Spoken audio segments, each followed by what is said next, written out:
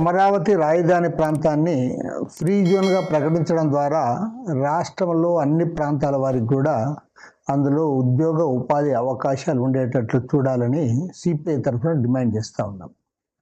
దురదృష్టవశాత్తు ఇటీవల కాలంలో మరోమారు అటు అధికార పార్టీ ఇటు ప్రధాన ప్రతిపక్ష పార్టీ రెండు కూడా అమరావతి అంశాన్ని వివాదాస్పదం చేస్తూ ఉన్నాయి. ముఖ్యమంత్రిగా పనిచేసిన 5 ఏళ్ల పాటు జగన్మోహన్ రెడ్డి గారు ఈ అమరావతి రాజధాని విషయంలో ఆయన వివాదాస్పదం చేశారు. తర్వాత ఇప్పుడు ప్రతిపక్ష నాయకుడిగా మళ్ళీ వివాదాస్పద వ్యాఖ్యలు చేయడం సరైంది కాదు. ఎందుకంటే రాష్ట్ర ప్రజలు, రాష్ట్రంలో ఉన్న అన్ని రాజకీయ పార్టీలు అమరావతిని రాజధానిగా ఆమోదించిన తరువాత మళ్ళీ జగన్మోహన్ రెడ్డి గారు ఈ రకంగా మాట్లాడడం మాత్రం సరైంది కాదు.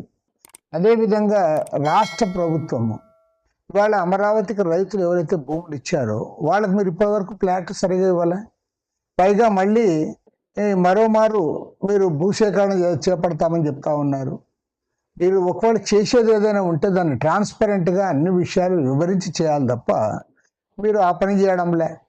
ముఖ్యమంత్రి గారు, మంత్రి గారు మరికొంతమంది అక్కడే స్థలాలు తీసుకొని వాళ్ళ ఇల్లు నిర్మాణం చేసుకుంటా ఉంటే ఎవరైతే భూములు ఇచ్చారో భూములు ఇచ్చిన రైతులు మాత్రం వాళ్ళ స్థలాల్లో వాళ్ళు కట్టుకోవడానికి మీరు అనుమతించడంలే.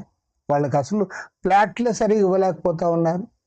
దాదాపు 11 సంవత్సరాల తర్వాత, పోనీ రాజధాని ప్రారంభమైన 10 ఏళ్ల తర్వాత కూడా మీరు ఈ పని చేయలేకపోతా ఉన్నారంటే ఇది క్షంతవ్యం కాదు. ఖచ్చితంగా అటువంటి వివాదాలకంతా కూడా ఫుల్ స్టాప్ పెట్టాలి. అమరావతి రాజధానిగా కొనసాగించాలి.